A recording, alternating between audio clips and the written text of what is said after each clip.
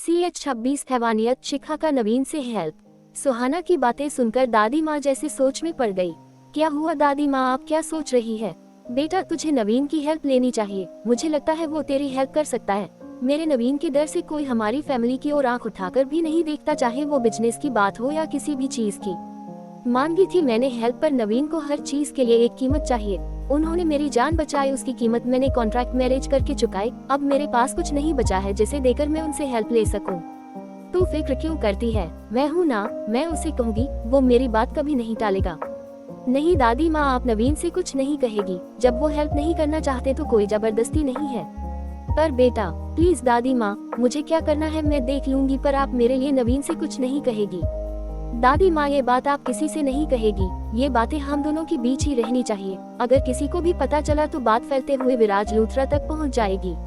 तू फिक्र ना कर, ये बात राज ही रहेगी। रेहा के साथ नवीन उसके कमरे में आया, तभी उसे वहाँ शिखा भी मिल गई। नवीन रेहा की ओर देखते हुए तभी रेहा बोली, भाई भावना को आपसे कुछ बात करनी थी और वो सबके सामने बोलने में कंफर्टेबल नहीं थी, इसलिए मैंने आपको यहाँ बुलाया। तभी शिखा असमंजस भरी नजरों से नवीन को देखते हुए बोलने लगी, वो मुझे आगे भी बोलोगी या सिर्फ इतना ही तक रहोगी? कल तो तुम्हारी जुबान कैंची की तरह चल रही थी, आज क्या हुआ? भाई ये आप किस तरह से बात कर रहे हैं मेरी दोस्त से? मैं बिल्कुल ठीक तरह से बात कर रहा हूँ, समझाओ अपनी दोस्त को बोलना सीखे। भाई प्लीज, वो ऑलरेडी बहुत परेशान है और आप है कि बकवास कर रहे हैं। आप थोड़ी देर चुप रहिए और उसे बोलने दीजिए। बोलो शिखा, मेरा मतलब है भावना, रेहा झिपते हुए बोली। नवीन भैया, मुझे आपसे हेल्प चाहिए। कैसी हेल्प? वो विराज लूथरा मुझे मारना चाहता है और उसने मेरी दी को भी मार दिया और अब मुझे मारना चाहता है। पर वो तुम्हें क्यों मारना चाहता है? उसने मेरी दी को मार दिया, ये बातें मुझे पता चल गई उसी दिन जिस दिन वो मेरी दी को मारा था, और उसके बाद वो मेरे पीछे पड़ गया मुझे मारने के लिए। बहुत मुश्किल से मैं बची हूँ, पता नहीं वो मेरी फैमिली के साथ क्या कर रहा होगा। वो इंसान बहुत खतरनाक है और सनकी भी है, खूनी खेल खेल रहा है। कहते हुए शिखा रो पड़ी। शांत हो जाओ, नवीन कड़क शब्दों में बोला। रेहा इसे शांत करवाओ, मुझे ऐसे रोंतू लोग बिल्कुल पसंद नहीं। मुझे ऐसे लोग चाहिए जो मौत से ना डरें। मैं मौत से नहीं डरती हूँ, बस अपनों को खोने से डर रही हूँ। उसने मेरी बहन को मार दिया, वो कुछ भी कर सकता है, प्लीज मेरी फैमिली को बचा लीजिए, शिखा उसके सामने गिड़गिड़ाते हुए बोली। नवीन बिना कोई जवाब दिए वहाँ से चला गया।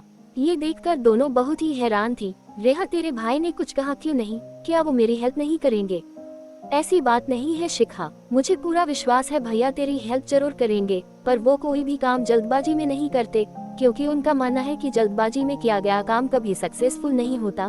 सक्सेसफुल काम के लिए वक्त और बढ़िया स्ट्रेटजी चाहिए, उसे फुल प्लानिंग के साथ करते हैं, तभी तो इतना बड़ा बिजनेस खुद के खड़ा कर लिए। मुझे पता है शिखा भैया का अपना अलग बिजनेस है और राठौर इंडस्ट्रीज ये हमारे पापा और बाकी छोटे पापा और बड़े पापा का बिजनेस है, पर भाई का बिजनेस टॉप 1 में है। तुझे पता है रेहा, वो विराज लूथरा बिजनेस को ही अपना शिकार बनाता है। अमीर घराने की लड़कियों को अपने प्यार के जाल में फंसाकर उन्हें बर्बाद करना, यही इसका मकसद है। और इसका सच्चाई किसी को भी पता चल जाता है तो उसे मार देता है। मेरी दी को मार दिया। कहते हुए शिखा फनफक कर रो पड़ी। शांत हो जा शिखा, देखना भाई तेरी हेल्प जरूर करेंगे, तू हिम्मत रख। रेहा उसे ध्यान धस बढ़ाए। रात का वक्त था, सभी अपने अपने कमरे में सो रहे थे। सुहाना की आंखों में बिल्कुल भी नींद नहीं थी, वो बेड पर लेटी करवटें बदल रही थी। नवीन अपने कमरे में आया तो कमरे की लाइट बंद थी। उसने जैसे ही लाइट ऑन की तो सुहाना उठकर बैठ गई। क्या हुआ, तुम अब तक सोई नहीं?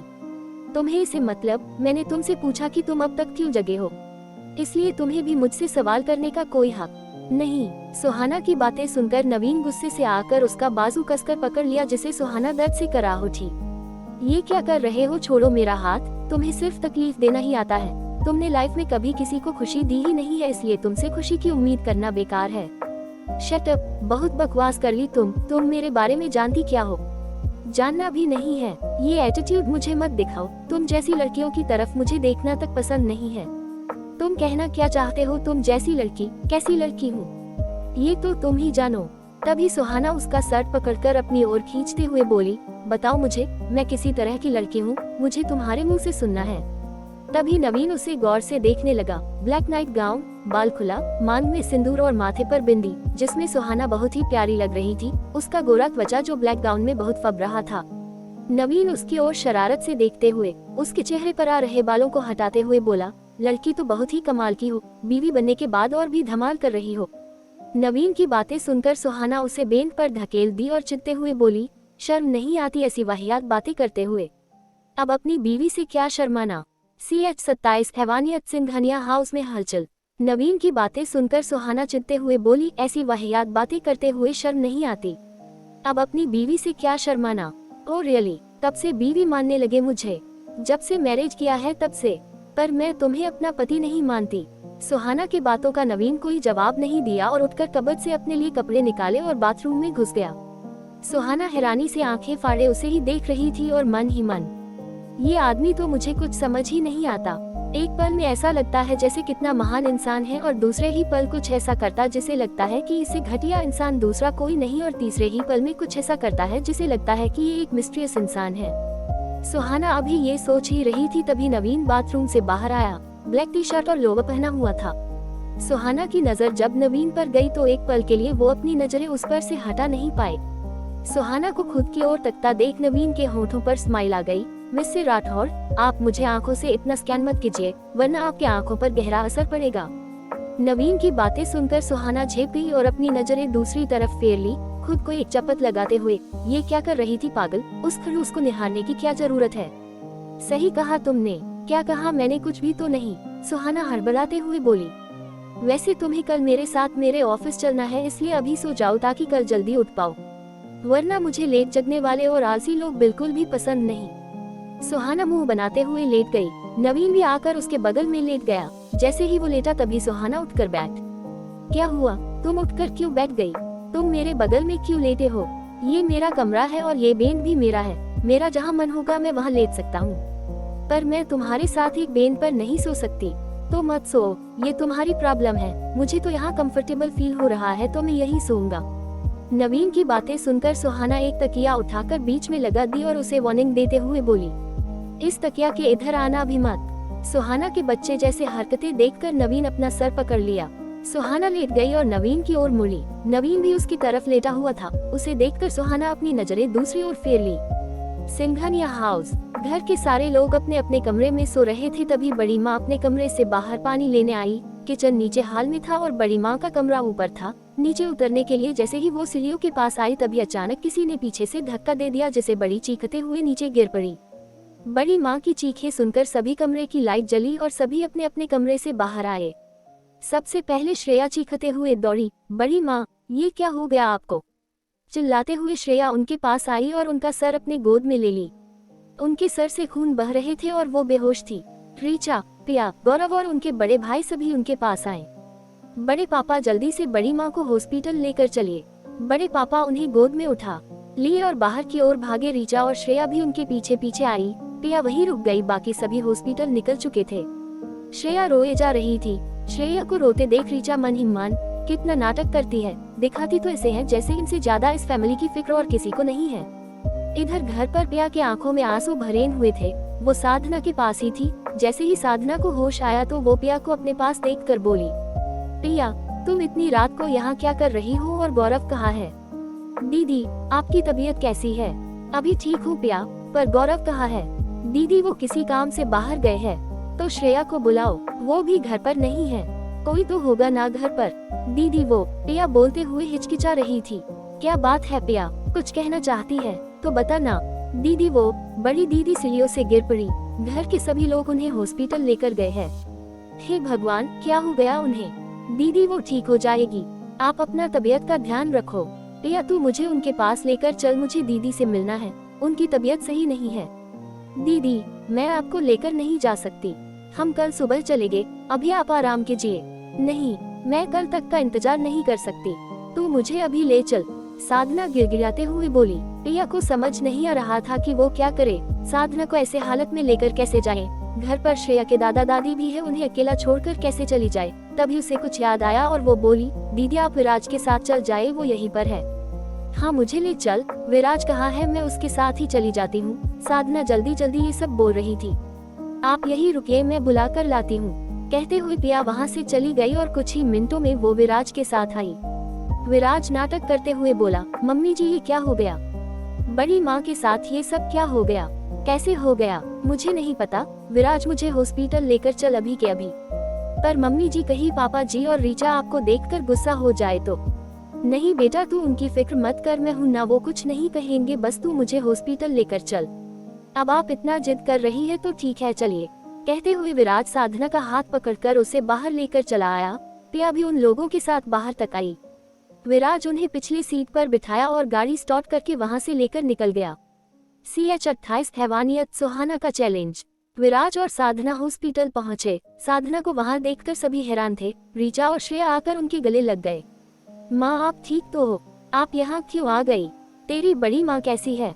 उन्हें होश आया या नहीं? साधना की बातें सुनकर वो दोनों हैरानी से उन्हें देखने लगी। माँ, ये बात आपको किसने बताया? मुझे पता चल गया। किसने बताई, क्या फर्क पड़ता है? साधना की बातें सुनकर दोनों विराज की ओर गुस्से से देखने लगे। जरूर ये विराज का ही काम है, इसी ने माँ को ये बात बताया है। तभी श्रेया को एक और झटका लगा, कहीं बड़ी माँ को विराज नहीं तो। ये सोचते हुए उसका दिल दहल गया और आंखों से आंसू बहने लगे। कोई इंसान इतना घटिया कैसे हो सकता है? श्रेया विराज का हाथ पकड़कर एक साइड में लेकर आई। ये देखकर साधना कुछ नहीं बोली, पर रीचा अंदर ही अंदर श्रेया को गालियां दे रही थी। विराज के गालों पर एक जोरदार थप्पड़ पड़ी। श्रेया गुस्से से उस पर चिल्ला पड़ी, तुम्हारी हिम्मत कैसे हुई बड़ी माँ के साथ ये सब करने की? तुम्हारा दिल है पत्थर और कितने जान लोगे? क्या मिलता है तुम्हें ये सब करके? और तुमने मेरी माँ के साथ कुछ भी गलत होता ना तो आज मैं तुम्हारा खून पी जाती। तुम्हारी हिम्मत कैसे हुई उन्हें ये सब बताने की? इसके आगे कुछ मत बोलना। और हाँ, मैंने तुम्हारी माँ को कुछ नहीं कहा है। तुम्हारी बड़ी की ऐसी हालत मैंने ही की है, क्योंकि वो हमारे और तुम्हारे रास्ते आ रही थी, इसलिए मुझे ये करना पड़ा। विराज की बातें सुनकर श्रेया के आंखों से आंसू बहने लगे। तभी रीचा भी खड़ी होकर विराज के बोले हुए सारी बातें सुन ली। श्रेया क्या बोली ये उसने नहीं सुना, पर विराज क्या बोला ये उसने जरूर सुन लिया था, और सुनते ही उसके पैरों तले जमीन खिसक गई थी। इसका मतलब ये दोनों मिलकर सबको रास्ते से हटा रहे हैं। पहले मेहरा दी, फिर शिखा दी और अब बड़ी माँ। इसका मतलब जय का शक सही था, ये दोनों मिलकर ये सब कर रहे हैं। विराज लूथरा तो भला अजनबी है, पर श्रेया तो इस परिवार की है, ये परिवार उसका है, फिर भी इस परिवार के खिलाफ इतनी बड़ी साजिश। इससे पहले कि वो उन दोनों के पास जाती तभी उसके फोन पर किसी के कॉल आई। वो तुरंत कॉल रिसीव कर वहाँ से चली गई। हेलो जय, तुम्हारा शक सही था, ये सब मेरे जीजू ही कर रहे हैं और उनका साथ मेरी बहन दे रही है। ये दोनों मिलकर ये सब कुछ कर रहे हैं। रीचा की बातें सुनकर जय हैरानी से बोला, ओह माय गॉड, तुम्हारी बहन ऐसा कैसे कर सकती है? वो अपनी ही फैमिली को नुकसान पहुंचा रही है। रीचा, तुम्हें इन दोनों से सावधान रहना होगा, वरना ये दोनों तुम्हें भी नुकसान पहुंचा सकते हैं। इन्हें ये बात पता नहीं चलनी चाहिए कि तुम्हें इनका सच पता चल गया है, वरना ये तुम्हें भी मारने की कोशिश करेंगे। ओह माय गॉड जय, मैं उन दोनों से बात ही करने जा रही थी, तब तक तुम्हारा कॉल आ गया, जिस वजह से मैं उन दोनों के पास नहीं जा पाई। अरे बेवकूफ, आज तू चली जाती तो सीधा अपने दोनों बहनों के पास होती। ये दोनों तुम्हारे दोनों बहनों को मार दिए, और अब अगर तुम उनसे कुछ भी कहती तो तेरा भी काम तमाम कर देते। जय, मैं क्या करूं, कुछ समझ नहीं आ रहा। तुम्हें उन दोनों से सतर्क रहना होगा और उन पर नजर रखना होगा। उनकी अगली चाल क्या है? कहीं वो तुम्हारी बड़ी माँ को मारने की कोशिश करें। तुम अपनी बड़ी माँ के पास जाओ। हाँ, तुम सही कह रहे हो। रीचा कॉल कटकर सीधा अपने बड़ी माँ के वार्ड में गई। वहाँ सब लोग मौजूद थे, फिर भी उसे डर लग रहा था। सुबह जब नवीन की आंखें खुली तो देखा कि बगल में सुहाना सो रही है। वो जल्दी से उसे उठाया। यार उठो, ऑफिस चलना है या नहीं? सुहाना आंखें बंद किए ही बोली, सोने दो ना, बहुत नींद आ रही है। चुपचाप उठो, वरना पानी का बाल्टी लाकर तुम पर उड़ेल दूंगा। तो उड़ेल दो, आई डोंट केयर। कहते हुए सुहाना कंबल को खींचते हुए अपना मुंह ढक ली। नवीन गुस्से से बाथरूम गया और पानी का बाल्टी लेकर आया और सुहाना के ऊपर उड़ेल दिया, जिसे सुहाना हड़बड़ाते हुए उठी। ये बकवास है, तुम्हारी हिम्मत कैसे हुई मेरे साथ ये सब करने की? खुद को समझते क्या हो? सुहाना गुस्से से उस पर चिल्ला पड़ी। उसे बिल्कुल भी पसंद नहीं कि कोई उसकी नींद में डिस्टर्ब करे। चुपचाप बाथरूम में जाओ नहाने, ज्यादा बकवास मत करो, वरना मुझे ही उठाकर तुम्हें बाथरूम में ले जाकर नहलाना भी पड़ेगा। नवीन की बातें सुनकर सुहाना चुपचाप बैठ गई। मैं भी देखती हूँ तुम कैसे नहलाते हो मुझे। ओ रियली, सोच लो, नवीन राठौर को चैलेंज कर रही हो। तुम्हें पता होना चाहिए चैलेंज एक्सेप्ट करना आदत है। तुम्हें एक और मौका दे रहा हूँ, चुपचाप जाकर नहा लो। नहीं जाऊंगी, कर लो जो तुम्हें करना है, सुहाना चिढ़ते हुए बोली। अब नवीन तो नवीन है, उसे कोई बात मजाक में भी कह दो तो वो उसे हकीकत में कर देता है। नवीन आकर उसे गोद में उठा लिया और बाथरूम की ओर बढ़ गया। क्या कर रहे हो? छोड़ो मुझे, छोड़ो मुझे। सुहाना चिल्लाते हुए बोली और उसके गोद में ही हाथ पैर मार रही थी। चैलेंज किया था तुमने, मैंने एक्सेप्ट कर लिया, अब तो तुम्हें अपने हाथों से नहलाऊंगा। ये सुनकर सुहाना की आंखें बड़ी हो गई। वो हैरानी से उसे देखते हुए बोली, तुम्हारा दिमाग खराब हो गया है, क्या बकवास किए जा रहे हो, उतारो मुझे नीचे। और हाँ खबरदार, जो मुझे नहलाने के बारे में सोचा भी था। कितने बेशर्म हो तुम, मुझे बेशर्म तुमने बनाया है। मैंने तो नहीं कहा था कि मुझे चैलेंज करो, और मैं इतने प्यार से कह रहा था कि जाओ जाकर नहा लो, पर तुमने मेरी बात नहीं मानी। अब उसका भुगतान तो तुम्हें ही पूर्वी होगा। हाउ डेयर यू, छोड़ो मुझे। सुहाना फिर से चिल्लाने लगी, पर नवीन उसे लेकर बाथरूम में घुस गया। CH-29 हैवानियत, नीति और सुहाना। नवीन सुहाना को लेकर बाथरूम में घुस गया और दरवाजा अंदर से बंद कर लिया। सुहाना अभी भी हाथ पांव मार रही थी। नवीन उसे लाकर बाथटब में रख दिया। सुहाना चिढ़ते हुए बोली, तुम बहुत बुरे हो, ये तुम्हें आज पता चला? नवीन मुस्कुराते हुए बोला, अब तुम जाओगे बाहर या मैं तुम्हारे सामने नहाऊं? सुहाना की बातें सुनकर नवीन बाहर चला गया। शिखा अपने कमरे में बहुत ही उदास बैठी हुई थी। उसके चेहरे पर एक मायूसी थी। अंदर ही अंदर शर्मिंदगी भी महसूस हो रहा था कि बेकार ही उसने नवीन से हेल्प मांगी। उसके आगे मुंह भी खोला और उसने हेल्प ही नहीं किया।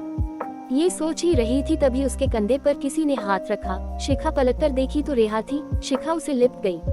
रेहा, प्लीज यार, मुझे एक बार मेरी फैमिली के पास ले चल, मुझे देखना है उन्हें। यार, इससे तुझे ही प्रॉब्लम होगी, मैंने पता करवाया था। विराज लूथरा के आदमी तुझे पागलों की तरह ढूंढ रहे हैं। तू कहीं भी उन्हें दिख गई तो तुझे वो लोग मार देंगे। मैं क्या करूं यार, मुझे कुछ समझ नहीं आ रहा। यार, तुझे खुद को बहुत मजबूत बनाना होगा जिससे तू उस विराज लूथरा का सामना कर सके। पर ये सब होगा कैसे? मैं तेरी हेल्प करूंगी। भाई ने हेल्प नहीं किया तो क्या हुआ, मैं हेल्प करूंगी तेरी। शिखा और रेहा अभी बात कर ही रही थी, तभी उनके कमरे में एक लड़का आया जो दिखने में बहुत ही हैंडसम था। बड़ी पर्सनैलिटी, बहुत ही अट्रैक्टिव। अभी अभी वो जिम करके वापस आया था। उसके गोरे चेहरे पर पसीना साफ साफ दिख रहा था। उसे देखकर रेहा मुस्कुराते हुए बोली, बंटी भैया आप? हाँ, अभी जिम करके आ रहा हूँ। शिखा की ओर देख मुस्कुराते हुए बोला। शिखा अपनी नजरें झुकाए खड़ी थी। बंटी उसके चेहरे पर उदासी और मायूसी देखी तो उसे अच्छा नहीं लगा। रेहा, ये कौन है? ये मेरी दोस्त भावना है, कुछ दिन हमारे ही साथ इस घर में रहेगी। ये सुनकर बंटी के चेहरे पर स्माइल आ गई। पर ये उदास क्यों है? कोई प्रॉब्लम हुई है क्या? सब ठीक है ना? हाँ, सब ठीक है, कोई प्रॉब्लम नहीं है। अब आप जाइए यहाँ से, हम दोनों को अकेला रहने दीजिए। अरे, पर मेरी बात तो सुनो। कुछ नहीं सुनना, चलिए चलिए जाए यहाँ से। रेहा उसे धकेलते हुए बाहर की और दरवाजा अंदर से बंद कर ली। बंटी मुस्कुराते हुए अपने कमरे की जा रहा था, तभी वो नीति से टकरा गया। सारी भाभी, वो गलती से। कोई बात नहीं, नीति मुस्कुराते हुए बोली। वैसे आप रेहा के कमरे में क्या कर रहे थे?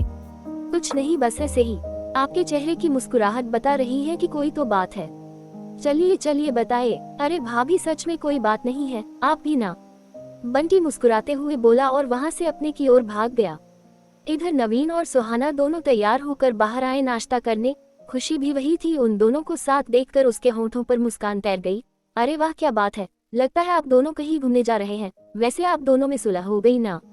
सुहाना और नवीन दोनों एक दूसरे की ओर देखते हुए अपने मुंह फेर लिए। ये देखकर खुशी उन दोनों का हाथ पकड़कर एक दूसरे के हाथों में देकर बोली, जहाँ प्यार होता है वहीं टकरार भी होता है, पर ये टकरार अगर जल्दी खत्म नहीं हुआ तो रिश्ता खत्म हो जाता है। खुशी की बातें सुनकर पीछे खड़ी अमायरा तालियां बजाते हुए बोली, वाह खुशी वाह, तुम इतना जल्दी बदल जाओगी इसका अंदाजा नहीं था। अमायरा की बातें सुनकर तीनों एक साथ पीछे मुड़े और हैरानी से अमायरा को देख रहे थे। तभी खुशी बोली, आप कहना क्या चाहती है? मैं बदल गई, इसे आपका क्या मतलब है? तुम वही हो ना जो मेरे और नवीन की शादी की प्लानिंग कर रही थी और अब इन दोनों को एक करने की कोशिश कर रही हो। अमायरा की बातें सुनकर खुशी मायूसी से बोली, अमायरा, अब वक्त और हालात दोनों बदल चुके हैं। नवीन भाई अब किसी और के हो चुके हैं और अब वो तुम्हारे नहीं हो सकते।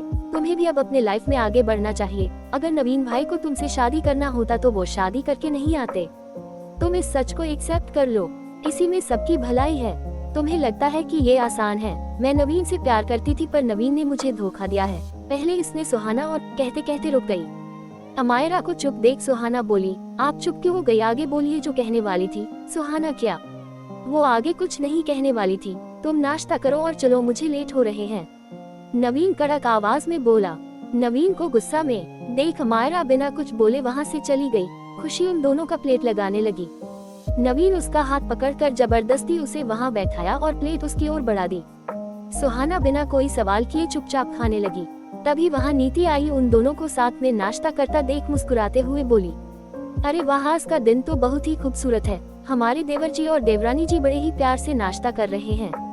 नीति की बातें सुनकर सुहाना मुस्कुराते हुए बोली, भाभी आइए ना आप भी। अरे नहीं नहीं, आप दोनों खाए, हम बाद में खा लेंगे। तभी नवीन भी बोला, भाभी आइए ना। नवीन की बातें सुनकर नीति हैरान थी। आज पहली बार नवीन उसे बात किया था। जब से नीति शादी करके इस घर में आई थी तब से उसने कभी भी नवीन से बात नहीं किया था। बंटी से उसका हंसी मजाक हो जाता था पर नवीन से नहीं। नवीन हमेशा अपने कामों में बिजी रहता। घर में सबसे बहुत कम बात हो पाती उसकी। नवीन का अपना एक अलग रूल था, सुबह उठकर ऑफिस जाना, फिर सबके सो जाने के बाद वापस लौटना।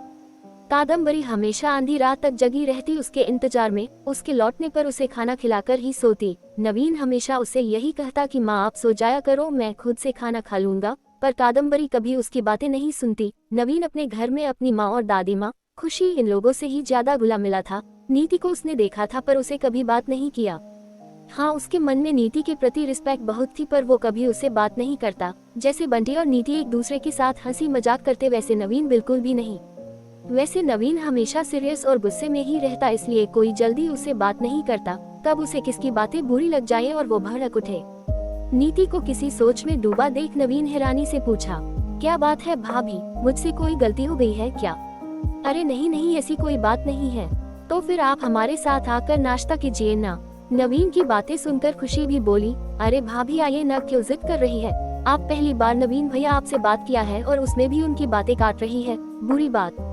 खुशी मुस्कुराते हुए बोली, अरे नहीं खुशी, ऐसी कोई बात नहीं है। खैर मैं नाश्ता कर लेती हूँ। आज पहली बार देवर जी मुझसे बात किए हैं और उसमें भी मैं उनका बात कैसे काट सकती हूँ। नीति की बातें सुनकर खुशी मुस्कुरा दी और उनका प्लेट लगाने लगी। सुहाना हैरानी से नवीन को देख रही थी और मन ही मन, बड़ी अजीब इंसान है, एक ही घर में रहकर इतनी प्यारी भाभी से बात नहीं करता, कितना ईगो है इसमें। जैसा तुम सोच रही हो वैसा कुछ नहीं है, नवीन मुस्कुराते हुए बोला। नवीन की बातें सुनकर सुहाना हड़बड़ाते हुए बोली, मैं क्या सोच रही हूँ? और तुम कोई अंतर्यामी हो क्या जो सबके मन की बातें जान जाते हो? मैंने कुछ नहीं सोचा। अब इतना जोर जोर से सोचोगी तो पता चल ही जाएगा। अच्छा फिर बताओ मैंने क्या सोचा? यही कि मेरे अंदर कितना ईगो है जो मैं अपनी भाभी से बात नहीं करता। नवीन की बातें सुनकर सुहाना हैरानी से उसे देखने लगी और मन ही मन, इसे कैसे पता चल गया मैं क्या सोच रही हूँ। CH30 हैवानियत सुहाना पहुँची नवीन की ऑफिस। सुहाना को सोच में डूबा देख नवीन मुस्कुराते हुए बोला, जल्दी जल्दी ब्रेकफास्ट करो, हमें निकलना भी है। नवीन की बातें सुनकर सुहाना हड़बड़ाते हुए बोली, हाँ हो गया। अरे भाई आप भी ना, कम से कम उन्हें नाश्ता तो अच्छे से कर लेने दो। भाभी आप आराम से नाश्ता कीजिए, भाई की आदत है जल्दबाजी करने की, हमेशा उनका बिजी शेड्यूल ही रहता है। खुशी की बातें सुनकर नीति मुस्कुराने लगी। नवीन बार बार अपने हाथों में बंधे वॉच में टाइम देख रहा था। जैसे ही सुहाना का नाश्ता खत्म हुआ तभी नवीन उठते हुए बोला, चलो जल्दी, हम बहुत लेट हो चुके हैं। हाँ चल रही हूँ, सुहाना अपना प्लेट उठाते हुए बोली। अरे भाभी आप रहने दीजिए, मैं खुद रख देती हूँ। अरे नहीं इसकी कोई जरूरत नहीं है, मैं कर लूंगी। सुहाना मुस्कुराते हुए किचन में चली गई। नवीन अभी भी टाइम ही देख रहा था। जैसे ही सुहाना आई तो वो बोला, चले या फिर तुम्हें और भी कुछ करना है? नहीं अब कुछ नहीं करना, सुहाना मुस्कुराते हुए बोली। सिंघानिया हाउस। गौरव और बाकी सभी लोग कुसुम को लेकर हॉस्पिटल से लौटे। उसके माथे पर पट्टी बंधी हुई थी। साधना अब पहले से ठीक हो चुकी थी। उसकी दिमागी हालत भी अब पहले से बेहतर हो गया था। वो अपनी जेठानी का हाथ पकड़े उन्हें लेकर आ रही थी। साधना और बाकी सभी कुसुम को लेकर उसके कमरे में चले गए। श्रेया अपने कमरे की ओर बढ़ी, तभी विराज भी उसके पीछे पीछे आया। उन दोनों को एक दूसरे के पीछे जाता देख ऋचा भी उनके पीछे पीछे गई। जैसे ही श्रेया कमरे में आई तभी विराज कमरे में घुस गया और दरवाजा अंदर से लॉक कर दिया। ये देखकर ऋचा की आंखें हैरानी से फैल गई। हे भगवान, ये सब क्या देखने को मिल रहा है मुझे? मैं कभी सोच भी नहीं सकती थी कि मेरी बहन इतना नीचे गिर जाएगी। अब तो वो अपनी ही फैमिली को नुकसान पहुंचा रही है, वो भी उस विराज लूथरा के लिए। मन तो कर रहा है कि इस विराज लूथरा का काम तमाम कर दूं, पर नहीं, मैं तुम दोनों का पर्दाफाश करके रहूंगी। ऋचा वहां से अपने कमरे में चली गई। सुहाना को लेकर नवीन अपने ऑफिस पहुंचा। जैसे ही उन लोगों की गाड़ी रुकी तभी एक आदमी आकर दोनों तरफ से दरवाजा खोला। नवीन और सुहाना दोनों गाड़ी से निकलकर बाहर आए। सुहाना जब नवीन की कंपनी देखी तो उसकी आंखें हैरानी से फैल गई। ये खड़ूस अपने दम पर इतनी बड़ी कंपनी खड़ा कर लिया, इस पर तो यकीन करना ही मुश्किल है। तभी नवीन उसके पास आकर बोला, अंदर चलोगी या बाहर से ही सब कुछ स्कैन कर लोगी? हाँ हाँ अंदर चलूंगी, सुहाना हड़बड़ाते हुए बोली। दोनों जैसे ही अंदर आए तो सभी स्टाफ नवीन को मॉर्निंग विश कर रहे थे। सुहाना को उसके साथ देखकर सभी सवालिया नजरों से उन दोनों को ही देख रहे थे, जैसे पूछ रहे हो कि ये ब्यूटीफुल लड़की कौन है जो नवीन राठौड़ के साथ है। नवीन राठौड़ को लड़कियों में बिल्कुल भी इंटरेस्ट नहीं थे, फिर अचानक से ये सब। नवीन उन सबको अपनी ओर तकता देख समझ गया कि सब क्या जानना चाहते हैं, पर किसी की हिम्मत नहीं था कि वो कोई सवाल पूछ दे। तभी नवीन मुस्कुराते हुए बोला, मीट माय ब्यूटीफुल वाइफ सुहाना नवीन राठौड़।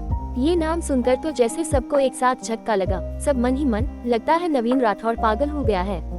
सब आपस में फुसफुसाने लगे। ये देखकर नवीन गरजते हुए बोला, जाकर अपना अपना काम कीजिए, यहाँ कोई तमाशा नहीं हो रहा है जो खड़े होकर देख रहे हो।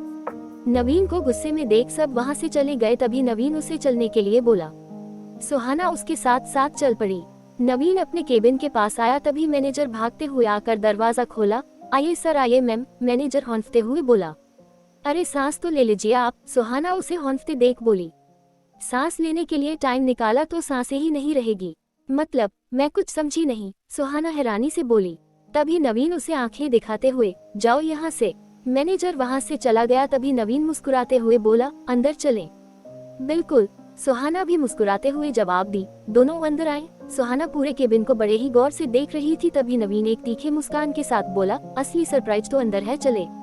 मतलब यहाँ तो अंदर जाने का कोई रास्ता दिखाई ही नहीं दे रहा है, हर तरफ तो दीवार है। तभी नवीन उन दीवारों को जाकर हल्का पुश किया, जिसे वो खुल गया। उसके पेंट दीवारों से मैच कर रहे थे, पर वो दीवार नहीं दरवाजा था। सुहाना हैरानी से ये देख रही थी। तभी नवीन अंदर चला गया। सुहाना भी उसके पीछे पीछे आई। अंदर पूरा अंधेरा ही अंधेरा दिखाई दे रहा था। सुहाना घबराते हुए बोली, नवीन मुझे डर लग रहा है, ये तुम मुझे कहाँ ले आए हो? वही जहाँ तुम्हें होना चाहिए। मतलब, मैं कुछ समझी नहीं। मैं समझाता हूँ, नवीन इतना ही बोला। तभी वहाँ की सारी लाइटें जल गई। चारों तरफ हाथों में बंदूक लिए बॉडीगार्ड खड़े थे। चेयर पर एक 40-45 साल का आदमी बैठा हुआ था, जिसके हाथ पैर बंधे हुए थे। उसके मुंह पर टेप चिपकाया हुआ था। उसके माथे से पसीना आ रहा था। ये सब देखकर सुहाना हैरानी से बोली, ये सब क्या है? तुम यहाँ ये सब करते हो? वही तो मैं सोचूं, इतनी जल्दी तुमने इतनी तरक्की कैसे कर ली? लोगों को डरा धमकाकर, उन्हें लूटकर, शर्म नहीं आई ये सब करते हुए? सुहाना की बातें सुनकर नवीन अपना गन निकाला और 4-5 हवा में फायरिंग की, जिसे सुहाना डरकर अपने कान बंद कर ली। वो बहुत ही ज्यादा घबरा गई थी। उसे घबराया देख नवीन हंसते हुए बोला, अभी मैंने कुछ किया नहीं, फिर भी तुम इतना घबरा गई, और जब मैं कुछ करूँगा तब तुम्हारा क्या हाल होगा? वैसे मुझे लगता है कि मुझे कुछ नहीं करना चाहिए, बल्कि तुमसे करवाना चाहिए। कहते हुए नवीन अपना गन सुहाना के हाथों में रख दी और बोला, चलो इसे शूट करो। नवीन उस आदमी की ओर इशारा करते हुए बोला। ये सुनकर सुहाना के तो जैसे होश उड़ गए।